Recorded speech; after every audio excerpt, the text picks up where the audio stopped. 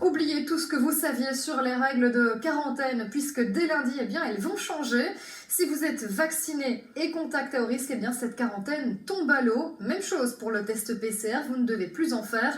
Mais attention, ça se complique si vous n'avez pas reçu votre dose booster et que votre deuxième dose remonte à plus de 5 mois. Thomas Destrey vous aide à y voir plus clair. Avec des centres de collecte et d'analyse qui arrivent bientôt à saturation et des chiffres de testing en Belgique qui ne font qu'augmenter, les ministres de la Santé ont décidé de revoir leur stratégie avec des mesures d'application dès le 10 janvier. Au niveau du testing d'abord, le principal changement concerne les contacts à haut risque asymptomatiques. Ils ne devront plus se faire tester à l'exception d'autotests. Pour les symptomatiques, on garde les règles actuelles et les tests sur le lieu de travail sont abandonnés. Pour la quarantaine, les contacts à haut risque entièrement vaccinés ne doivent pas aller en quarantaine mais doivent respecter les mesures de prévention, distanciation sociale et port du masque notamment. Est considérée comme entièrement vaccinée une personne ayant reçu son booster ou sa deuxième dose du vaccin depuis moins de 5 mois.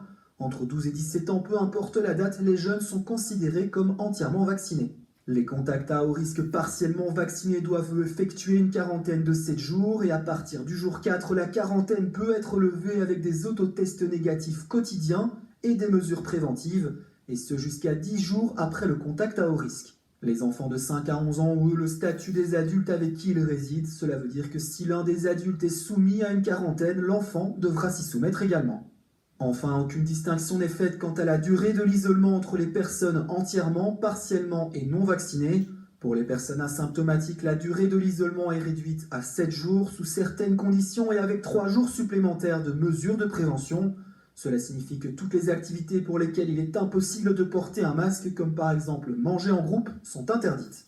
A noter que jusqu'au 9 janvier, les mesures actuelles restent en vigueur. Si une quarantaine commence donc le 9 janvier, les règles en vigueur ce jour-là devront être appliquées. À chaque semaine, son lot d'inquiétudes liées à Omicron. Le variant est moins virulent que les autres, mais il est extrêmement contagieux. Et c'est bien ça qui ne rassure pas l'OMS. La très forte transmission pourrait provoquer l'apparition de nouveaux variants plus dangereux. On a déjà observé hier l'apparition d'une nouvelle souche en France hier. Alors ce phénomène est normal, mais à terme, cela pourra avoir un impact sur les hospitalisations. Aux États-Unis, les règles de quarantaine ont déjà changé. Le président Joe Biden reste un grand défenseur de la vaccination.